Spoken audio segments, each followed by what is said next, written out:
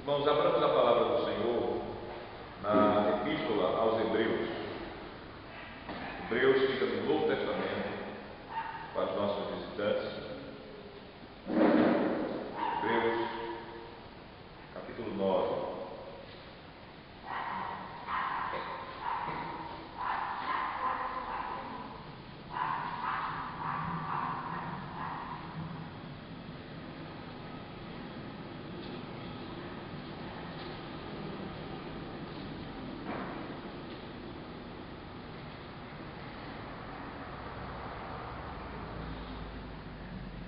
A partir do versículo 26, nós vamos ler até o capítulo 10, versículo 18, Hebreus 9. Vamos acompanhar a leitura, que é base também da pregação de hoje desta manhã. Diz assim a palavra do Senhor. Ora, neste caso, seria necessário que ele tivesse sofrido muitas vezes desde a fundação do mundo. Agora, porém, ao se cumprir os tempos, se manifestou uma vez por todas para aniquilar pelo sacrifício de si mesmo o pecado. Versículo 27. E assim como aos homens está ordenado morrerem uma só vez, vindo depois disto o juízo, assim também Cristo, tendo se oferecido uma vez para sempre para tirar os pecados de muitos, aparecerá segunda vez, sem pecado, aos que o aguardam para a salvação. Capítulo 10, até o versículo 18. Ora, visto que a lei tem sombra dos bens vindouros, não a imagem real das coisas, nunca jamais pode tornar perfeitos os ofertantes com os mesmos sacrifícios que, ano após ano, perpetuamente, eles oferecem. De outra sorte, não teriam cessado de ser oferecidos, porquanto os que prestam culto, tendo sido purificados uma vez por todas, não mais teriam consciência de pecados. Entretanto, nesses sacrifícios faz-se recordação de pecados todos os anos, porque é impossível que o sangue de touros e de bodes envolva pecados. Por isso, ao entrar no mundo diz: sacrifício e oferta não quiseste, antes um corpo me formaste, não te deleitaste com holocaustos e ofertas pelo pecado. Então eu disse: eis aqui estou, no rolo do livro está escrito a meu respeito, para fazer, ó Deus, a tua vontade. Depois de dizer, como acima, sacrifícios e ofertas não quiseste, nem holocaustos e oblações pelo pecado, nem com isto te deleitaste, coisas que se oferecem segundo a lei, então acrescentou: eis aqui estou para fazer, ó Deus, a tua vontade. Remove o primeiro para estabelecer o segundo. Nessa vontade é que temos sido santificados mediante a oferta do corpo de Jesus Cristo, uma vez por todas. Ora, todo sacerdote se apresenta dia após dia a exercer o serviço sagrado e a oferecer muitas vezes os mesmos sacrifícios, que nunca jamais podem remover pecados. Jesus, porém, tendo oferecido para sempre um único sacrifício pelos pecados, assentou-se à destra de Deus, aguardando daí em diante até que os seus inimigos sejam postos por estrado dos seus pés, porque com uma única oferta aperfeiçoou para sempre quantos estão sendo santificados. E disto nos dá testemunho também o Espírito Santo, porquanto após ter dito: esta é a aliança que farei com eles depois daqueles dias, diz o Senhor, porei no seu coração as minhas leis e sobre a sua mente as inscreverei. Acrescenta: também de nenhum modo me lembrarei dos seus pecados e das suas iniquidades para sempre. Ora, onde há remissão destes, já não há oferta pelo pecado. Vamos agora para a doutrina da palavra do Senhor, conforme é confessada no Catecismo de Heidelberg, domingo 30, nosso catecismo. Auxiliem os nossos visitantes, por favor, os nossos visitantes. Catecismo de Heidelberg.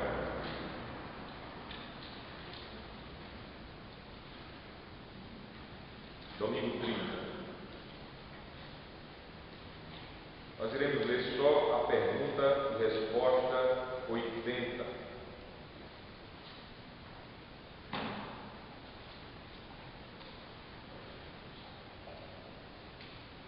Seguimos a série de pregações acerca do sacramento da Santa Ceia do Senhor.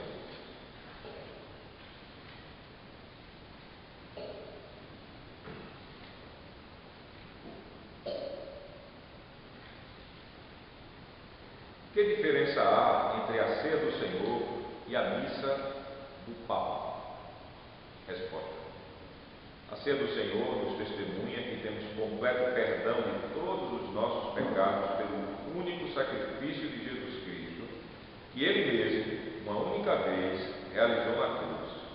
E também que, pelo Espírito Santo, somos incorporados a Cristo, que agora, com seu verdadeiro corpo, não está na terra, mas no céu, à direita do Pai, e lá quer ser adorado por nós. A missa, porém, ensina que Cristo deve ser sacrificado todo dia pelos sacerdotes na missa, em favor dos vivos e dos mortos, e que estes, sem a missa, não têm perdão dos pecados pelo sofrimento de Cristo.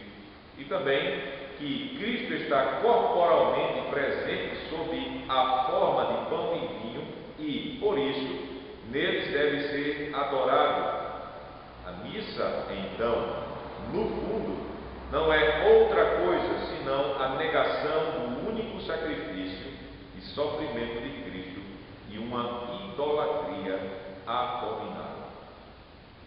Deixem abertos, por favor, o texto do Catecismo e o texto lá em Hebreus, capítulo 9, a partir do capítulo 9, versículo 26. Amada congregação do Senhor Jesus Cristo, não sabemos a origem do nome missa. O próprio Zacarias dos Sinos, um dos autores do nosso catecismo, o Catecismo de Heidelberg, no seu comentário, ele não se importou muito em dar a origem do nome missa. Algumas pessoas suspeitam, alguns teólogos e até mesmo a igreja, na sua tradição antes da reforma, suspeita que tinha a ver com a declaração dos sacerdotes ou padres no final de cada culto ou missa, que dizia: podem ir em paz, vocês estão despedidos. Então, tem essa ideia, mas nada conclusivo, nada que possamos dizer assim: a origem do nome missa veio de tal lugar ou de tal coisa. O termo missa não se encontra na Sagrada Escritura. Mas o fato é que os cristãos, depois do período apostólico, eles passaram a chamar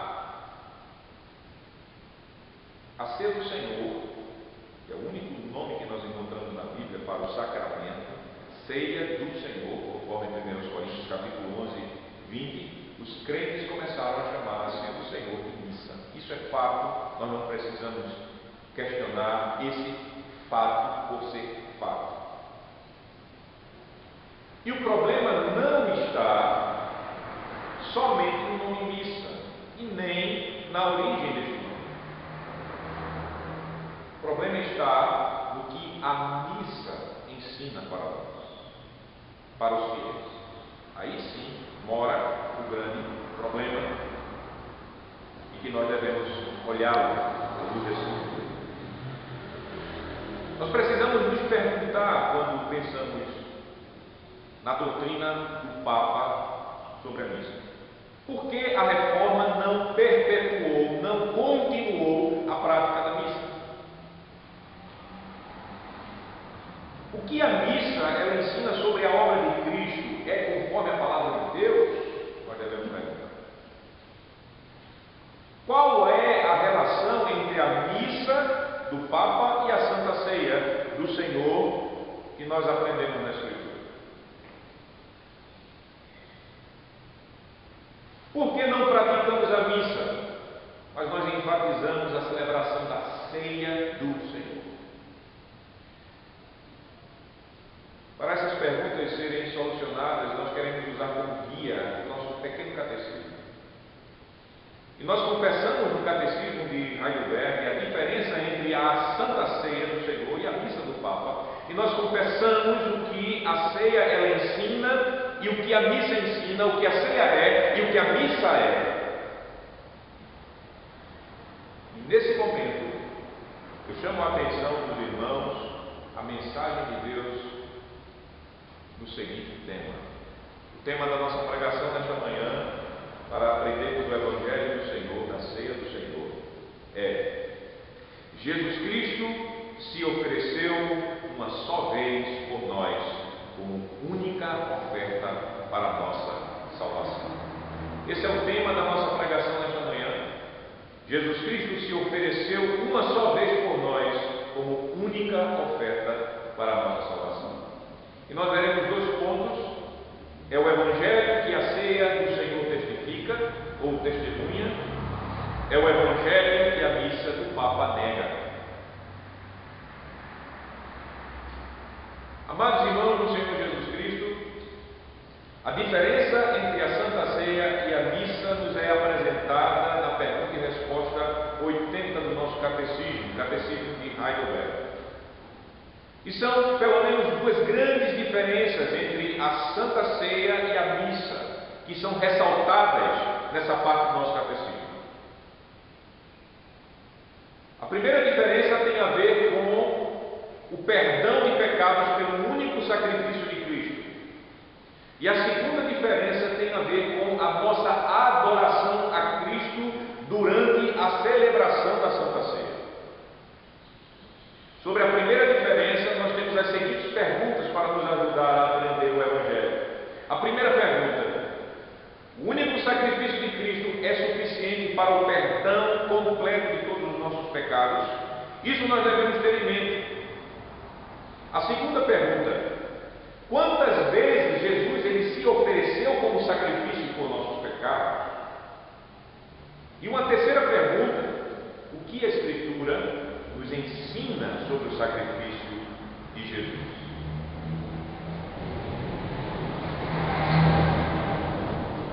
Vamos dirigir a nossa atenção para o que a Escritura diz em Hebreus capítulo 9, versículo 26. O texto que nós lemos, Hebreus 9, 26, a palavra do Senhor diz o seguinte, Hebreus 9, 26. Ora, neste caso, seria necessário que ele, ou seja, Cristo Jesus, tivesse sofrido muitas vezes desde a fundação do mundo. Agora, porém, ao se cumprirem os tempos, se manifestou uma vez por todas para aniquilar, pelo sacrifício de si mesmo, o pecado.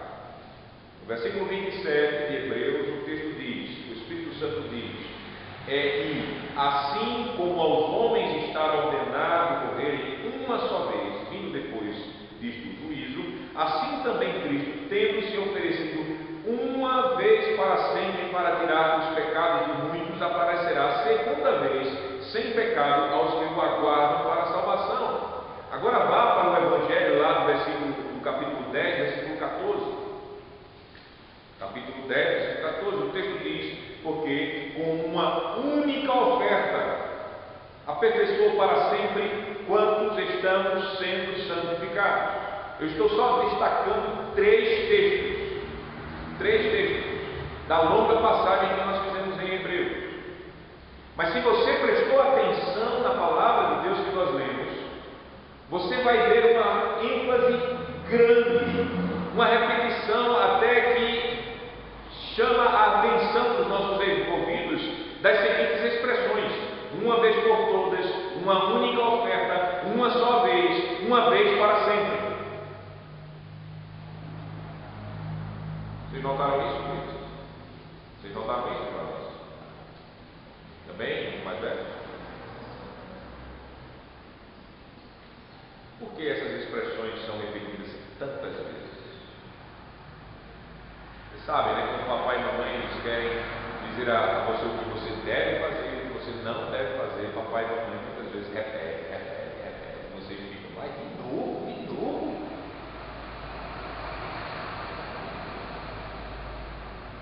Quando Deus fala conosco repetindo, é a mesma coisa. Ele é nosso Pai em Cristo Jesus. Ele está querendo botar na nossa cabeça alguma coisa.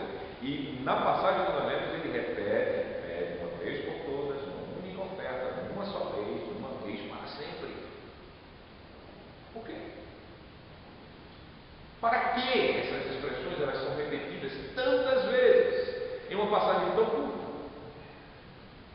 Eu peço que você se lembre de alguma coisa importante da nossa carta aos Hebreus.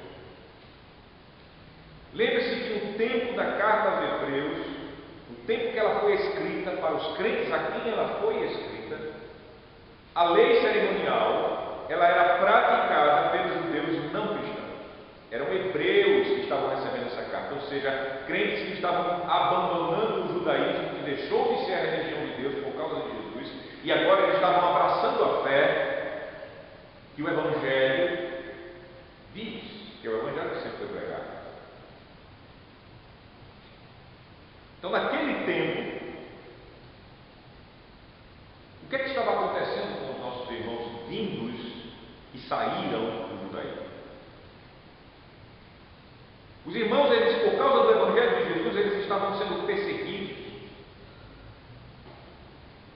Eles estavam sendo tentados a voltarem para as práticas da antiga aliança de diversas formas. Eles estavam sendo desapropriados de seus bens. Eles estavam sendo, de fato, deserdados de suas famílias. Ainda hoje, para o judeu ortodoxo que abraça o Evangelho de Jesus, ele é totalmente repudiado por sua família, deixa de ser membro daquela família, literalmente. Estava acontecendo isso naquela época. Então os crentes eles estavam sendo tentados para voltarem às práticas da antiga aliança, às práticas do culto da antiga aliança, das cerimônias da antiga aliança. Essa antiga aliança que completou o objetivo dela com o Senhor Jesus Cristo, conforme o texto que nós lemos. Chegando o tempo devido, veio Jesus uma só vez e acabou com tudo, porque completou-se a aliança. A realidade chegou, as sombras passaram. Porque Jesus foi um único e somente um sacrifício, pagou o preço de todos os nossos pecados de uma só vez, para sempre.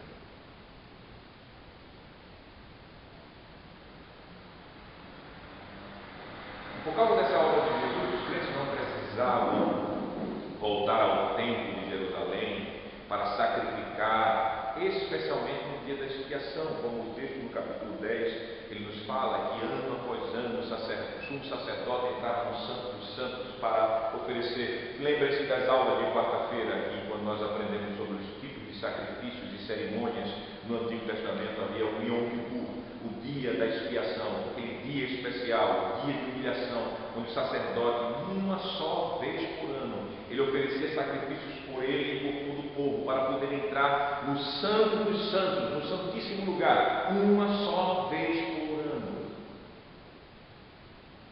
Os crentes, por causa de Jesus, não precisavam praticar esse dia do Yom Kippur, o dia da expiação. Os crentes, por causa de Jesus Cristo, não precisavam estar indo a Jerusalém para levar os sacrifícios, não precisavam mais dos sacrifícios diários que eram oferecidos dia a dia, ano a ano, sacrifícios estes que lembravam o pecado, porque Jesus já morreu por todos os pecados.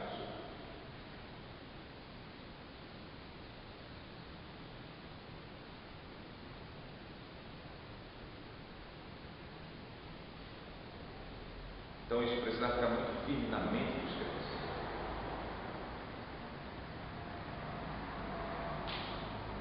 Porque Cristo ofereceu uma vez por todas, uma vez por todas, como uma única oferta. Veja, até o plenário, uma única oferta, uma só vez, uma vez para sempre, para tirar os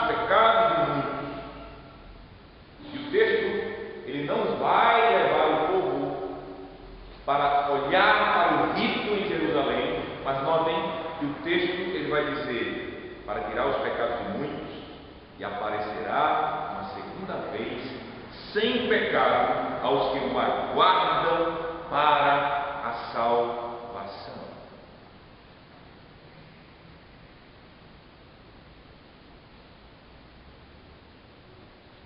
Para quê essa repetição? Para que os crentes não apostatassem.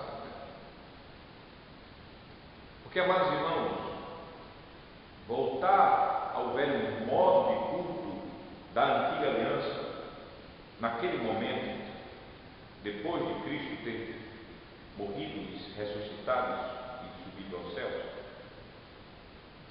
seria praticar a abominação diante de Deus. Sabe por quê? Porque seria negar,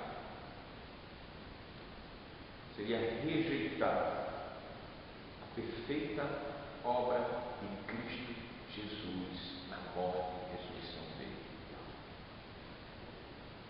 Veja que quando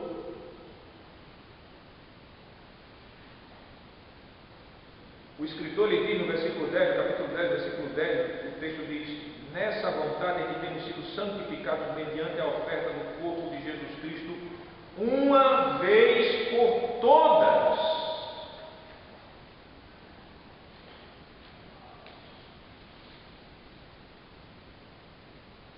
Notem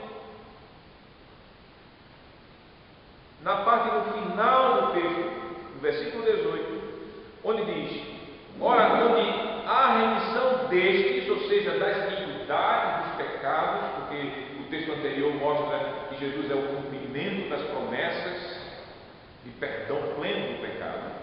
O texto diz: já não há oferta pelo pecado.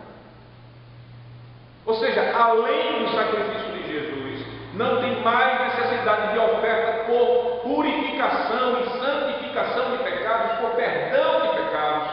Não há mais. Se você volta, você está dizendo: Jesus, o teu sacrifício não valeu de nada.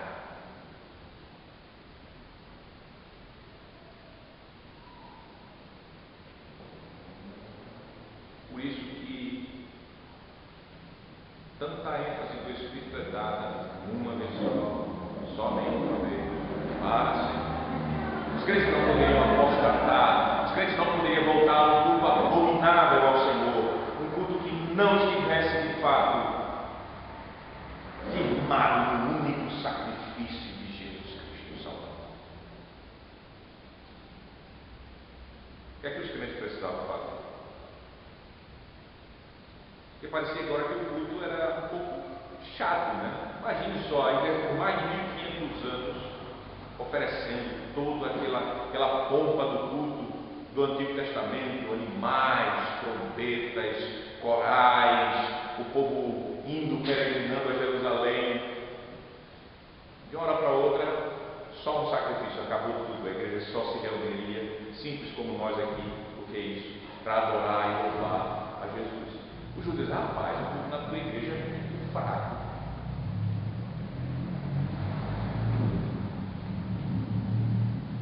O que é que os crentes deveriam fazer a partir daquele momento? O texto nos diz: os crentes precisavam manter firmes a fé em Cristo Jesus. Os crentes precisavam alimentar a esperança deles na volta de Cristo Jesus.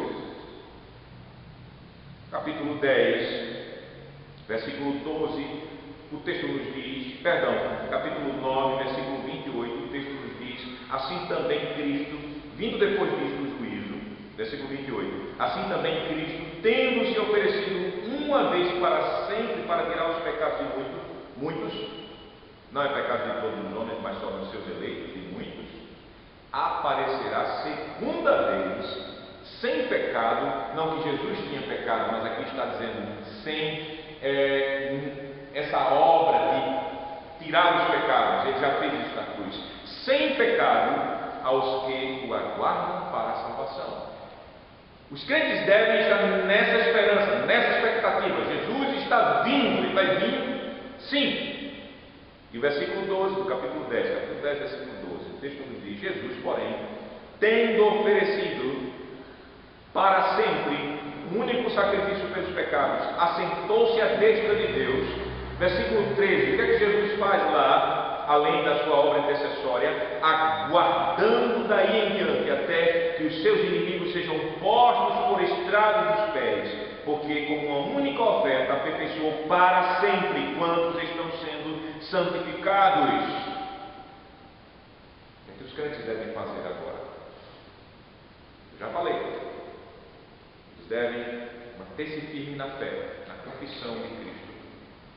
Os crentes eles precisam alimentar a esperança deles na obra, na volta de Jesus. Os crentes eles devem perseverar na fé, na paz, na santificação. É isso que Hebreus vai enfatizar sobre o papel dos crentes.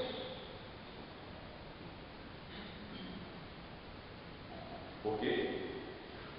Porque Cristo, uma vez por todas, como única oferta, uma só vez, uma vez para sempre, se ofereceu para tirar os pecados de muitos, e aparecerá segunda vez, sem pecado, aos que o aguardam para a salvação.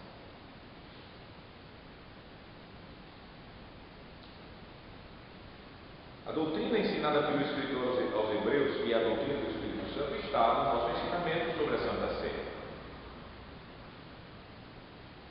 O Senhor Jesus ele disse que o corpo e o sangue dele seriam oferecidos em favor dos seus discípulos e que os discípulos eles deveriam observar a ceia dele até a sua volta. Mateus capítulo 26, versículo 26 a 30. O corpo e o sangue na cruz foram oferecidos uma só vez. É o testemunho do Evangelho, para a remissão completa de todos os pecados dos discípulos de Jesus. Essa é a doutrina da ceia do Senhor que está revelada na Escritura. Se você pegar os relatos dos Evangelhos sinóticos, ou seja, em Mateus, em Marcos, em Lucas, se você pegar aquilo que o apóstolo Paulo ele escreveu aos Coríntios na primeira carta, no capítulo 11, quando ele diz que entregou a ceia, essa é a pura e simples instrução acerca da ceia.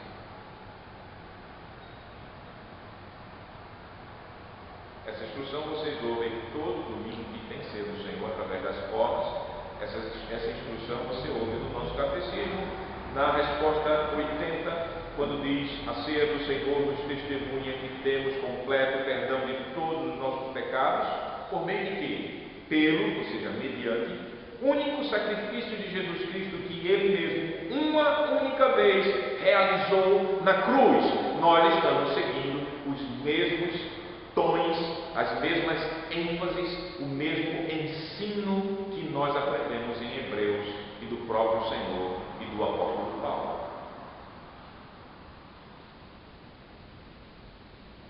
Agora, isso é o que nós ouvimos do Evangelho e confessamos em nosso catecismo sobre a ceia do Senhor. Mas precisamos olhar para a missa. Ouça o que o Catecismo Católico Romano diz sobre a missa. A declaração do Catecismo Romano, declaração 1367. Vejam aí, crianças. Vocês só têm que decorar o catecismo, são 129 perguntas e respostas na catequese. Quem é católico romano tem que 1367 e lá vai o trem, tá certo? Lá vai o trem de perguntas e respostas para decorar na catequese. É outro motivo bom para você não ser católico romano. Não tem que decorar tanta coisa. A declaração acerca da missa é a seguinte, da fé romana: o sacrifício de Cristo e o sacrifício da Eucaristia, ou seja, naquele momento quando a consagração é feita, o missa, tá? O sacrifício de Cristo e o sacrifício da Eucaristia são um único sacrifício.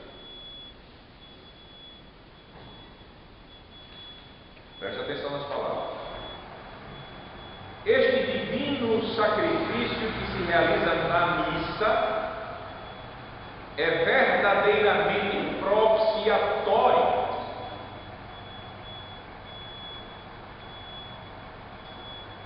O Catecismo Romano ainda diz, na pergunta da declaração 1371, o sacrifício eucarístico é também oferecido pelos fiéis defuntos, ou seja, os que morreram em Cristo e não estão ainda plenamente purificados, para que possam entrar na luz, na paz de Cristo.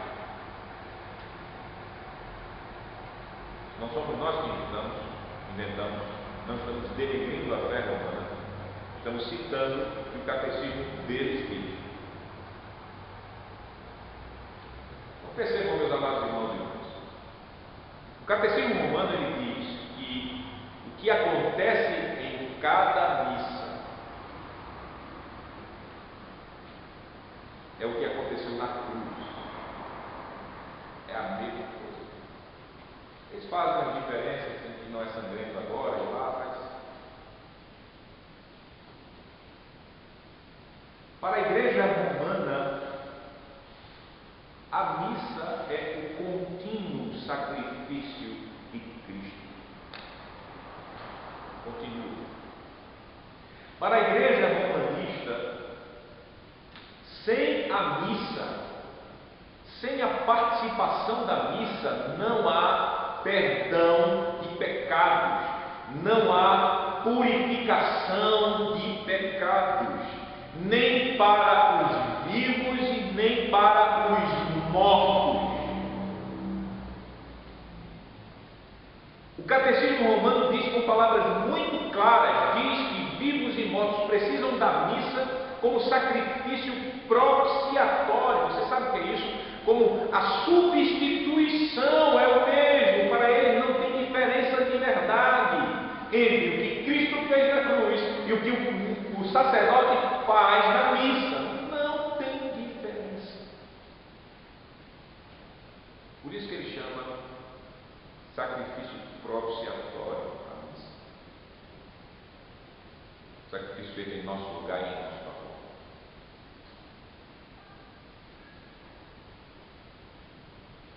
Com aquilo que o Evangelho diz em Hebreus, de onde vem esse ensino? De onde? Não é do Evangelho.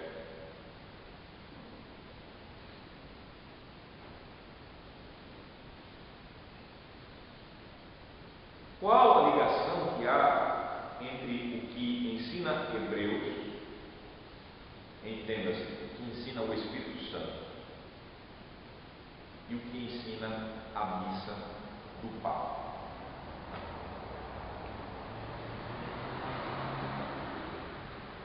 Nenhuma ligação. Nenhuma.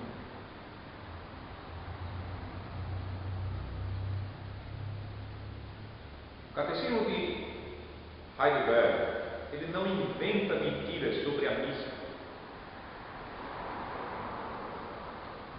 A missa nega.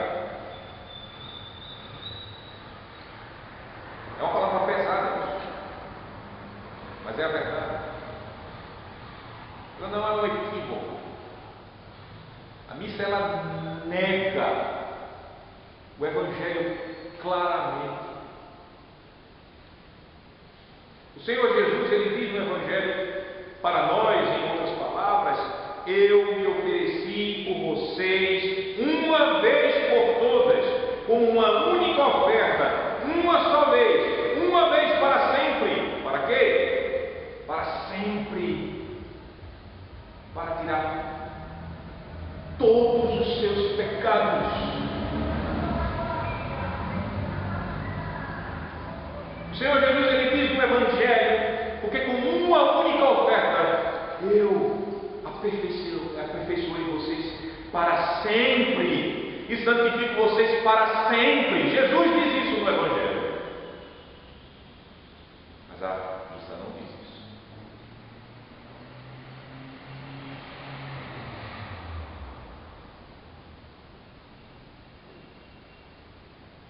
O Evangelho de Jesus, ele é ensinado na Santa Ceia, mas é negado pela missa do Papa. Ponto final.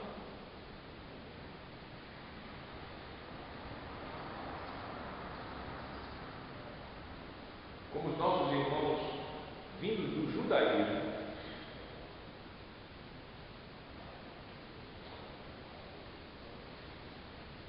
nós, por causa do Evangelho que nos é ensinado, que foi ensinado a eles, nós podemos tomar a Santa Ceia do Senhor na certeza que nós temos perdão de todos os nossos pecados pelo único e suficiente sacrifício de Jesus Cristo, que Ele mesmo, uma única vez, realizou na cruz. Eu posso chegar à mesa e tomar com essa certeza.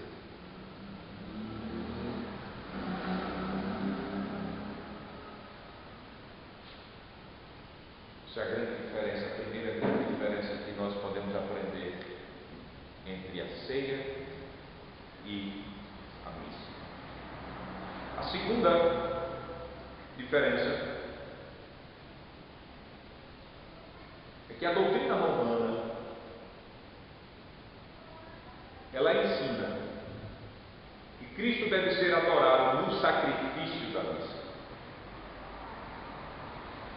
Aqui nós temos a última diferença que eu quero ressaltar no momento, entre a ceia do Senhor e a missa do Papa.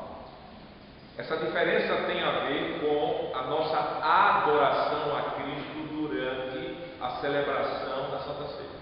Porque quando nós estamos sentando à mesa, no culto, nós não estamos fazendo algo separado de adoração, estamos adorando. Por isso eu enfatizo mais uma vez, as crianças e os jovens que não podem ainda participar da mesa do Senhor, quando os pais são chamados e os membros comungantes são chamados a vir à mesa, eles não devem ser irreverentes e ficarem conversando, olhando, cutucando o outro, que isso é normal, a tentação, o diabo vem tentar vocês na hora do culto, também na hora assim, como é culto, assim. Vocês não devem ficar, vocês devem estar atentos para adorarem ao Senhor, porque é culto e a ceia está sendo oferecida. Então, aqui essa diferença, repetindo, tem a ver com a nossa adoração a Cristo durante a celebração da ceia. O Catecismo Romano diz, declaração 1378, o culto da Eucaristia, na liturgia da missa, exprimimos nossa fé na presença real de Cristo sob as espécies do pão e do vinho, entre outras coisas, dobrando os joelhos ou inclinando-nos profundamente em sinal de adoração do Senhor. O Catecismo Romano ele prossegue dizendo: a Igreja Católica professou e professa este culto de adoração que é devido ao sacramento da Eucaristia, não somente durante a missa, mas também fora da celebração dela, conservando com o máximo cuidado as hóstias sagradas, expondo-as aos fiéis para que as hóstias, venerem com solenidade, levando-as em procissão.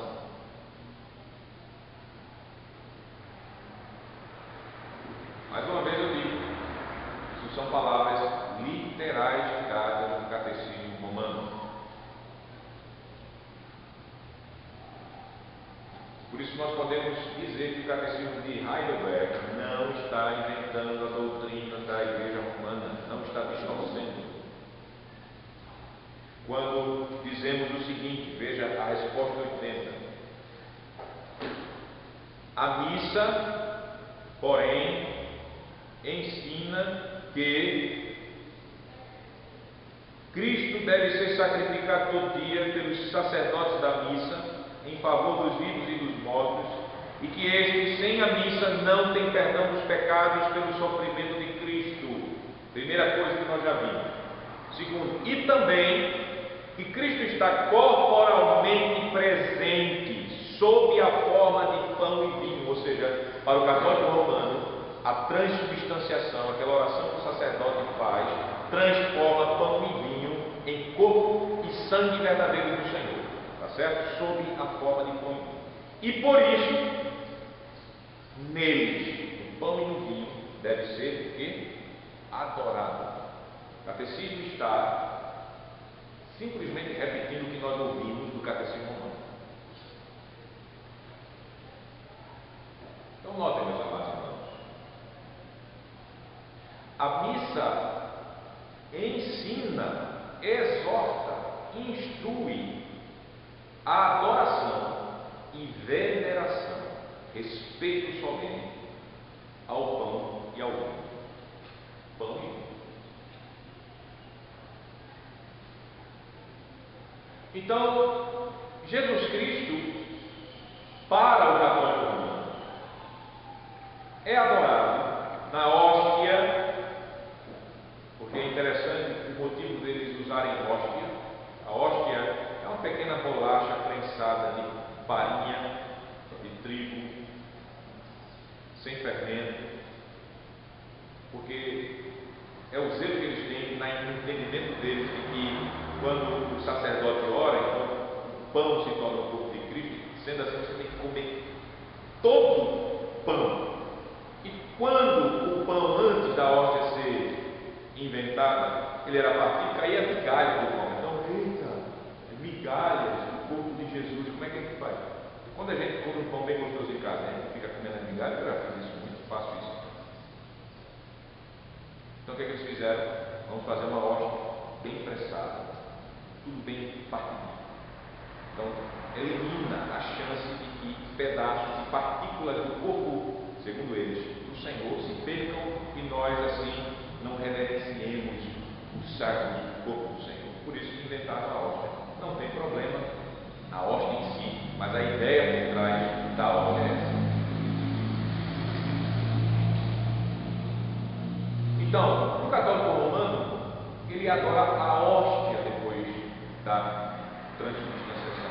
Ele adora o vinho que está sendo oferecido na missa. Esse é o ensino da Igreja romana.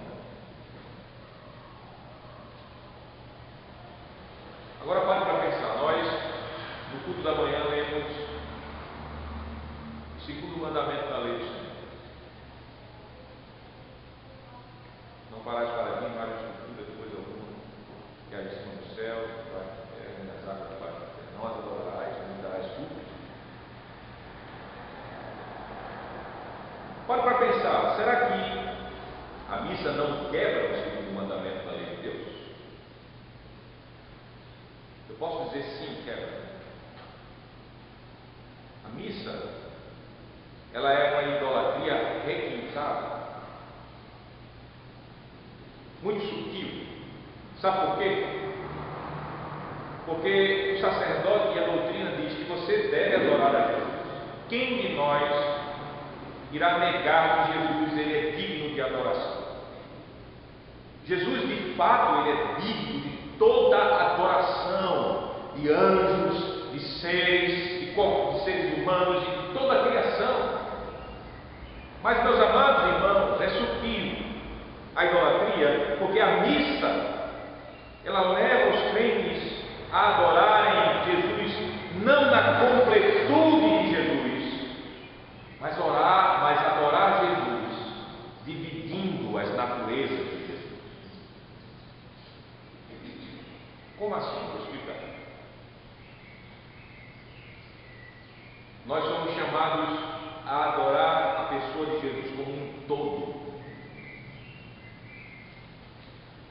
E quando eu falo de Jesus como um todo, vocês lembram que Jesus, ele é uma só pessoa, mas ele tem o quê? Duas naturezas. Ele é Deus verdadeiramente e ele é homem devemos adorá-lo assim, nós devemos adorar Jesus como Ele é, Deus e homem, sem separar as naturezas de Jesus. Se nós adoramos a natureza humana separada da natureza divina, nós estamos dando um valor divino à natureza que foi criada. Parece uma coisa complicada para nós entendermos, mas não é.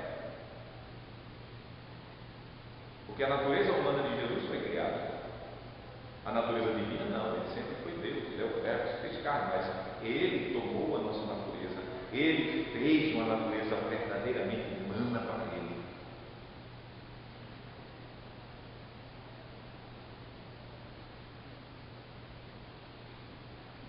Assim, segundo a doutrina da missa, que diz: adore o Senhor no elemento, nós passamos a adorar, em certo sentido, quem? A criação. Que a missa vai ensinar você a adorar corpo e sangue. Vai ensinar você a adorar somente Jesus em parte, segundo a sua natureza humana. E dessa forma, meus amados irmãos, a missa ela prega uma idolatria abominável. Isso é algo tão pesado que nas primeiras edições do Catecismo de Heidelberg não tinha essa parte, dizendo que a missa era uma idolatria abominável, de tão pesado que era. Mas os teólogos começaram a trabalhar mais, a pensar mais e de fato a confrontar o falso ensino romano da época disso, e colocaram, graças a Deus, esse ensino, porque é verdade. A missa é idolatria abominável. O Evangelho, por sua vez, conforme Hebreus capítulo 8, versículo 1 e os textos que nós lemos,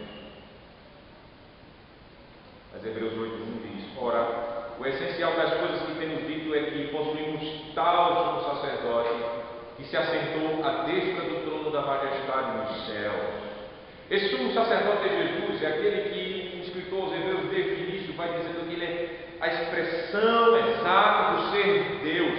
E quando nós lemos o Evangelho, vemos que esse Jesus, ele já era adorado mesmo em sua humilhação como um todo, através dos apóstolos, através daqueles que recebiam a salvação dele. Quando nós vimos, por exemplo, Estevão adorando a Jesus no dia do seu martírio, ele adora ao Senhor. E quando nós lemos Apocalipse, nós vemos o Cordeiro sendo adorado, não partes de Cristo.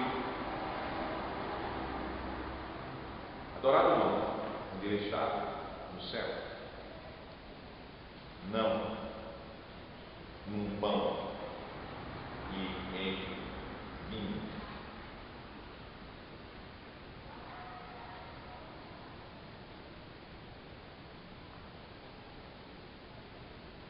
Nós adoramos o Senhor Jesus, Deus e homem, nosso sumo sacerdote eterno, e ao mesmo tempo é o nosso único sacrifício eterno, perfeito e perpétuo no céu, e que está no céu. Nossa adoração ela se dirige ao Senhor Jesus lá no céu.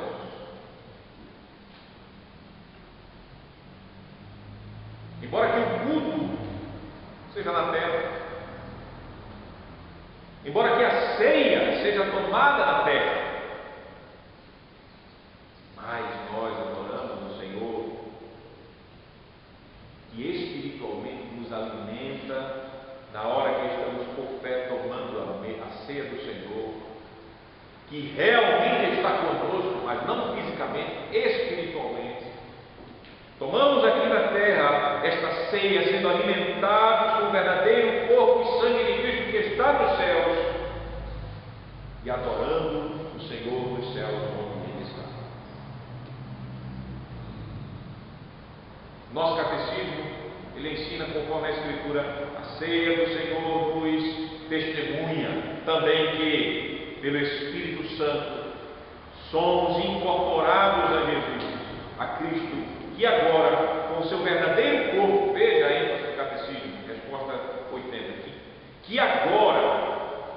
nesse momento, com seu verdadeiro corpo, não está na terra, mas no céu, à direita do Pai, e lá quer ser adorado por nós.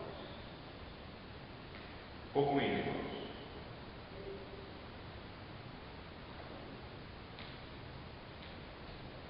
Acredito que muitos de nós temos parentes, amados, amigos que fazem parte da igreja papista. E não deu o nome de igreja católica, a igreja do Papa. Chame, se você quer usar o nome católico para a igreja do Papa, coloque mais um adjetivo, romana, tá certo? E é uma contradição em termos. Católica, romana, é contradição em termos. Eu creio que você, como eu, temos muitos parentes católicos romanos. E pelo ensino que nós acabamos de ouvir do Evangelho, nós necessitamos orar muito pela salvação deles. Nós precisamos, em amor, para o bem deles, ajudá-los a verem o que é a missa que eles confessam e que eles praticam.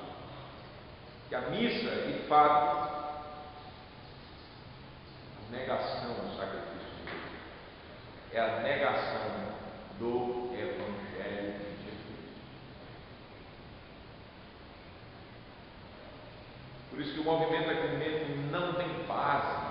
O movimento ecumênico fala e diz que todos os cristãos devem estar juntos. Porque não há como nós termos unidade na fé se uma igreja dita cristã está negando o sacrifício suficiente e único de Jesus. Por isso que não podemos ter cultos ecumênicos com católicos romanos. Não existe isso.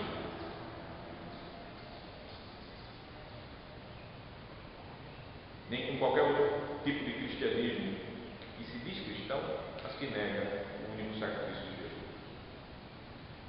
Porque, falando dos católicos romanos, a missa ela é tão distante do Evangelho como é distante o Oriente do Ocidente. A diferença entre a ceia do Senhor e a missa é tão grande como a diferença que há entre luz e trevas, entre a adoração a Deus e a adoração a falsos ídolos, a criaturas. A diferença entre a missa e a ceia do Senhor é uma diferença tão grande como é a diferença entre a verdade e a mentira. A diferença entre o céu e o inferno. Nós precisamos usar essas palavras claras, especialmente por causa da maldição do politicamente correto que entrou dentro da igreja e que faz você ser muito delicado com as heresias e coisas que levam pessoas para o inferno. A missa não tem também uma mensagem de consolo para quem dela participa. Então, consolo? Porque não tem consolo.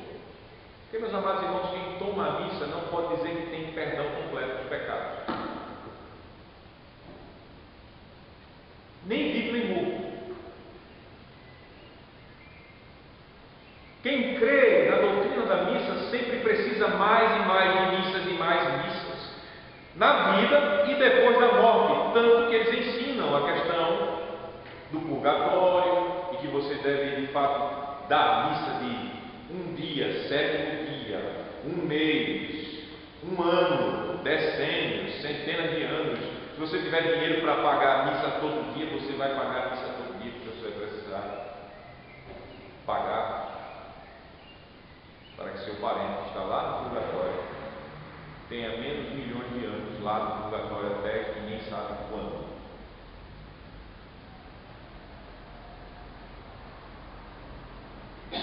Que consolo teria uma pessoa que tivesse essa incerteza de perdão do pecado? Mas quem, pela graça de Deus, confessa o Evangelho, pode ter consolo toda vez que participa da ceia do Senhor, especialmente quando participa. Hoje à noite nós iremos participar da Santa Ceia. Teremos uma pregação, teremos a forma, teremos o Evangelho sendo explicado e explanado para nós e durante a participação da mesa. E em todo momento, quando nós estamos sentados, prestes a receber e recebendo a ceia do Senhor, é testemunhado aos crentes que por causa de um só sacrifício, o sacrifício de Jesus, todos os nossos pecados foram perdoados.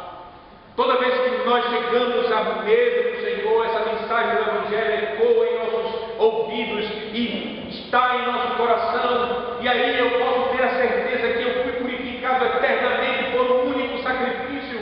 Eu posso viver e morrer nesse consolo eterno, pois diante de mim eu tenho um testemunho vivo que Jesus se ofereceu por mim,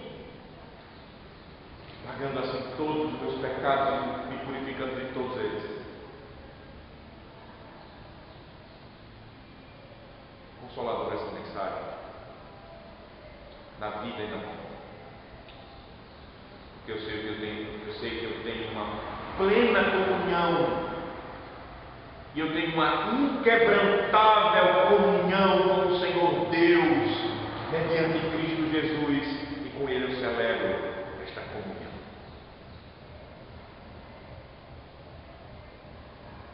E por isso que não é à toa que hoje à noite você vai ouvir o seguinte: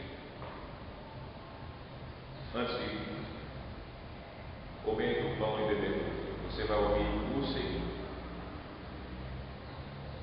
amados irmãos, para sermos alimentados com Jesus Cristo, que é o verdadeiro pão celestial, não devemos nos apegar aos sinais de pão e vinho. Devemos levantar os corações a Jesus Cristo, nosso intercessor à direita do Pai. Assim você deve tomar a ceia, olhando para Jesus e o adorando à direita do Pai. E antes de comermos a ceia, você é exortado e eu sou exortado: creiamos firmemente e seremos alimentados com seu corpo e sangue, tão certo como recebemos este pão e esta bebida em sua memória. Amém.